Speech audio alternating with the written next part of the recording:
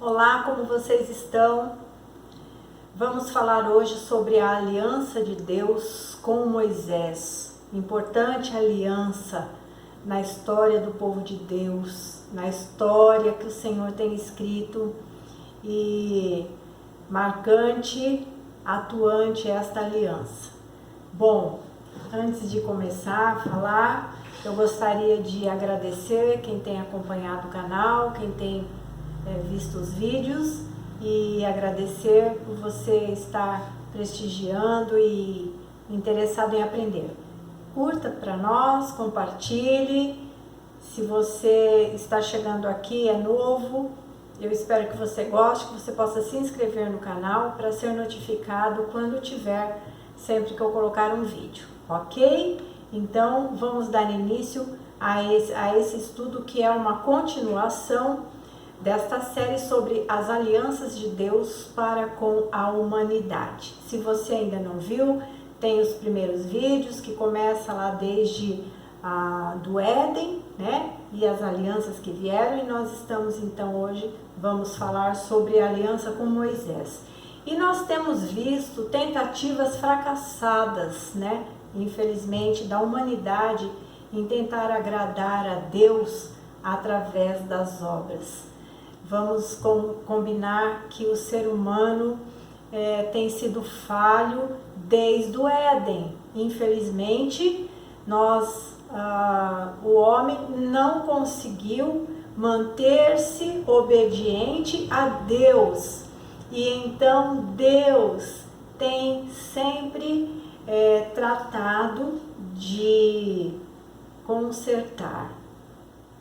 A aliança com Moisés foi dada após a libertação do cativeiro do egípcio, e os filhos de Israel precisavam aprender a andar com Deus. A lei foi dada para instruir o povo sobre a pessoa e os caminhos do Redentor, para que eles pudessem ser separados para uma vida de santidade e obediência.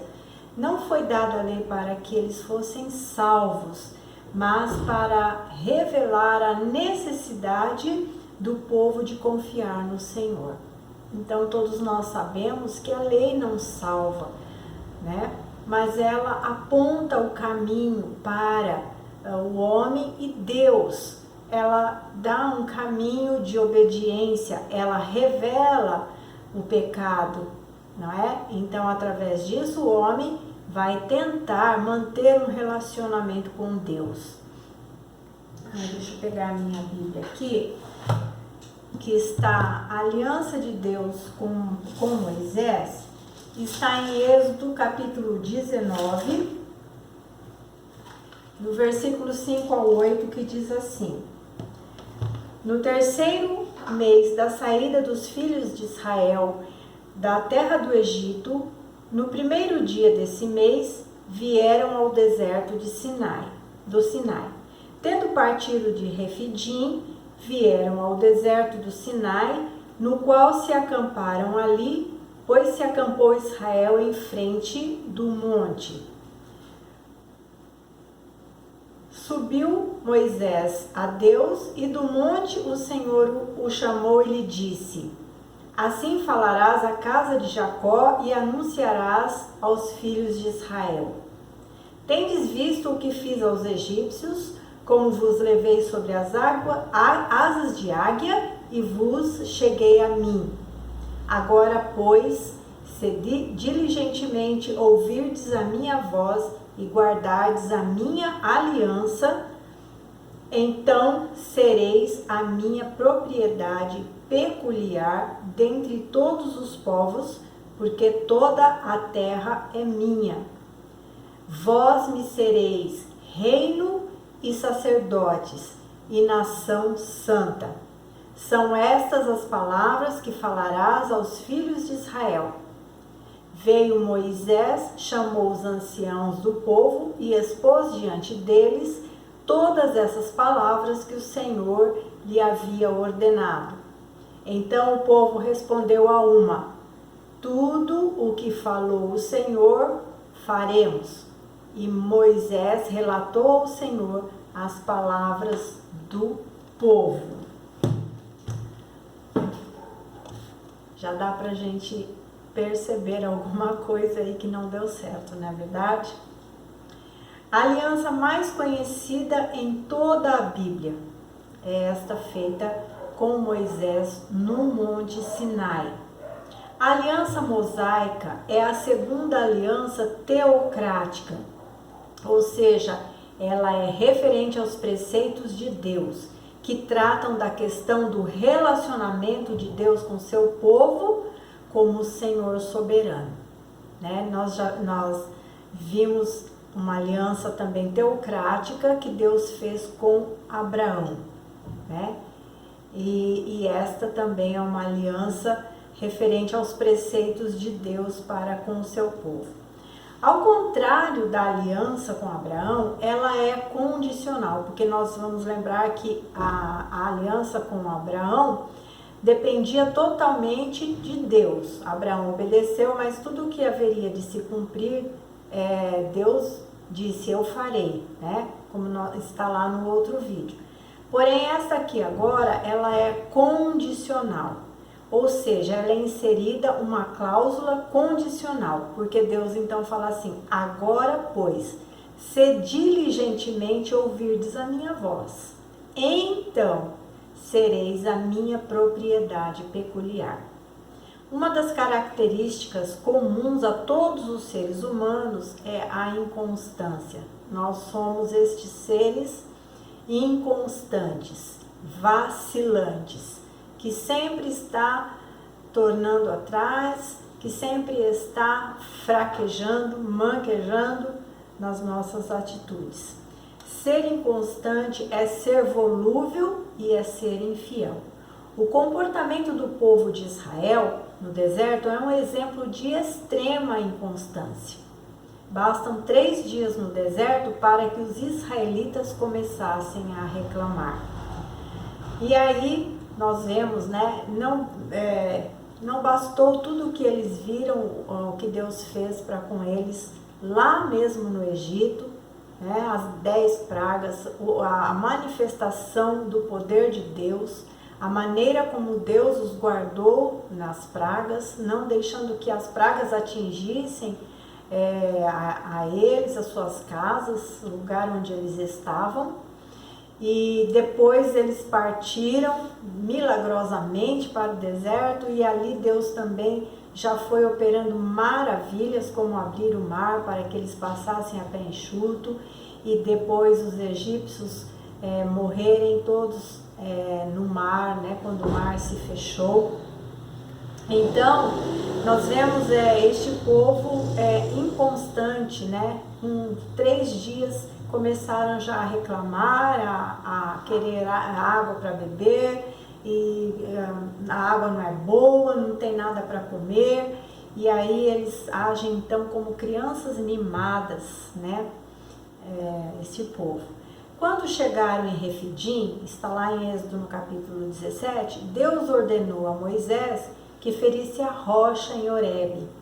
E ao fazer isso, uma torrente de água miraculosamente jorrou da rocha. Né? Essa é uma passagem maravilhosa, porque não existe na geologia, né, rocha dando água. Isto realmente foi um milagre. Mas nós vamos entender na palavra de Deus, em 1 Coríntios, capítulo 10, no versículo 4, Paulo refere-se este momento dizendo que a pedra, aquela rocha que foi ferida, representava Jesus Cristo. Ou seja, num sentido espiritual, Jesus esteve presente na jornada deles no deserto. A aliança de Deus com Moisés não vai ensinar como iniciar um relacionamento com Deus. E a aliança com Abraão já havia definido quem era o povo escolhido dele. Então, não era um começo, né? Mas eles se perderam durante os anos que se passaram deste relacionamento, né? Dessa aliança que Deus fez com Abraão. Então, Deus está trazendo para eles, né, definindo como então deve ser este relacionamento. A aliança mosaica vai abranger os termos de uma amizade com Deus, né, como é este trato entre eles, né? Esta aliança foi apresentada à nação para os que acreditavam na promessa que Deus tinha feito a Abraão, né? Aquilo que está lá em Gênesis no capítulo 12, e para que este povo, então, que passou 430 anos, né, no Egito, para que eles aprendessem e para que eles soubessem como se portar diante deste Deus, porque eles não tinham praticamente mais referências, né? Muito pouca, apenas aquilo que era passado pelos patriarcas de pai para filho, mas eles não tinham mais uma vivência de fé, né? Desse relacionamento com Deus. Em sua totalidade, a aliança mosaica abrangia 3 áreas da vida do povo: mandamentos que governavam a vida pessoal de cada um e o seu relacionamento para com Deus. Está em Êxodo 20, do versículo 1 ao 26. Leis que dirigiam a vida social de cada um e o relacionamento de uns com os outros. Está em Êxodo 21, do 1 ao capítulo 24, 11. E ordenanças que conduziam a vida religiosa, de modo que as pessoas soubessem como se aproximar de Deus nos termos determinados por Ele. Então, em Êxodo 24, 12 até o capítulo 31, Deus então vai estabelecer, né, os rituais, os cerimoniais, as vestes, tudo, a maneira como eles deveriam se apresentar a este Deus que é santo. E eles precisam compreender que Deus é santo e que tem a maneira certa de se dirigir a Ele, né? A aliança com Moisés, de forma alguma, substitui a aliança com Abraão. Sua função é claramente definida por Paulo em Gálatas 3, 17 a 19, que diz: mas digo isso, que tendo sido o testamento anteriormente confirmado por Deus, a lei que veio 430 anos depois não o invalida, de forma a abolir a promessa. Então vamos parar aqui, ainda tem mais um pedaço. Paulo está dizendo que a lei, ela de forma nenhuma está abolindo o trato que Deus fez para com Abraão, que foi feito mediante a fé. Não, ele não está dizendo que está abolindo, tá? E aí ele continua: porque se a herança provém da lei, já não provém da promessa. Então a lei não vai substituir a promessa. Antes, o que vale é a promessa, é a fé, é aquilo que Abraão entendeu e Deus fez a aliança para com Abraão, né? E ele diz: mas Deus, pela promessa, a deu gratuitamente a Abraão. Logo, para que é a lei? Então vamos entender, né? Foi ordenada por causa das transgressões, até que viesse a posteridade a quem a promessa tinha sido feita, e foi posta pelos anjos na mão de um medianeiro. Olha que coisa maravilhosa. Ele está dizendo que por que é então a lei, né? Ela foi dada por causa da transgressão. A lei ia determinar aquilo que era pecado e aquilo que podia ser feito, aquilo que era transgredir e aquilo que não era, né? E ela foi ordenada até que, então aí está falando sobre a vinda de alguém, né? Que iria trazer aí a promessa, né? Que foi feita a Abraão, de sermos justificados pela fé. E esta concretização desta promessa iria se aperfeiçoar em Jesus Cristo, como ele diz aqui, até que viesse a posteridade a quem a promessa tinha sido feita e foi posta pelos anjos na mão de um medianeiro. Quem é o medianeiro? É Jesus Cristo, mediador entre Deus e os homens. A palavra de Paulo destaca que a função da aliança com Moisés, ou seja, a aliança mosaica, havia chegado 430 anos depois da aliança com Abraão. A aliança mosaica é um acréscimo à aliança com Abraão, de modo que as pessoas de Israel pudessem saber como conduzir sua vida até que o descendente, este medianeiro que eu acabei de falar, que é Cristo, até que ele viesse e fizesse perfeito e definitivo o sacrifício para o qual os sacrifícios da aliança mosaica apenas apontavam. Então, quando Deus deu na lei todos aqueles cerimoniais, os sacrifícios dos animais, né, o tabernáculo e todas as coisas sagradas que ali Deus deu para o povo, elas apenas apontavam para aquele que haveria de ser perfeito, né? Elas eram coisas que apontavam, elas são como sombras daquilo que é perfeito. E era o que eles poderiam viver naquele tempo até que Jesus Cristo viesse. A aliança mosaica não foi dada para que as pessoas pudessem ser salvas por ela, mas para que as pessoas pudessem perceber que não podiam fazer o que Deus queria que fizessem, mesmo tendo escrito esta aliança em tábuas de pedra. E isso ficou muito bem claro, né? Que mesmo quando Moisés estava lá no monte recebendo as leis da própria mão de Deus, né? Nos 40 dias que ele ficou ali no monte, Deus dando as leis para ele, quando ele desceu, o povo já havia se corrompido. Já estavam todos corrompidos, adorando um bezerro e esquecendo-se já do que Deus havia feito.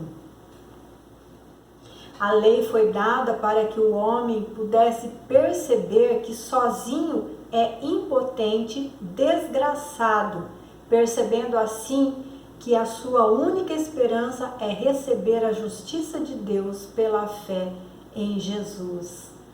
E Gálatas 3, 22 a 24 diz assim: mas a Escritura encerrou tudo debaixo do pecado, para que a promessa pela fé em Jesus Cristo fosse dada aos crentes. Mas antes que a fé viesse, estávamos guardados debaixo da lei e encerrados para aquela fé que haveria de se manifestar, de maneira que a lei nos serviu de aio, para nos conduzir a Cristo, para que pela fé fôssemos justificados. Glória a Deus por esta palavra maravilhosa. Quando Paulo diz que a lei nos serviu de aio para nos conduzir a Cristo, o aio era um servo que era contratado pelas famílias ricas para cuidar dos seus filhos, enquanto seus pais não estivessem presentes. Então Paulo está dizendo que a lei ela foi dada para guardar o seu povo até que por Jesus Cristo nós pudéssemos ser justificados pela fé, porque ele viria e ele seria o sacrifício, ele cumpriria todos os sacrifícios, ele faria todas as coisas que a lei exigia que o homem fizesse, só que da maneira perfeita. Ele foi o próprio sacrifício vivo, né? E aí agora, pela fé nele, naquilo que ele fez por nós, pela sua vida que ele ofereceu para nós, então nós somos justificados por esta fé. Assim como Abraão foi justificado porque ele creu, nós também somos justificados porque nós cremos. Você entendeu? Esta é a aliança de Deus. E em Cristo Jesus somos perdoados. E eu vou encerrar este vídeo. Eu espero que você tenha compreendido e esta palavra e a importância dela.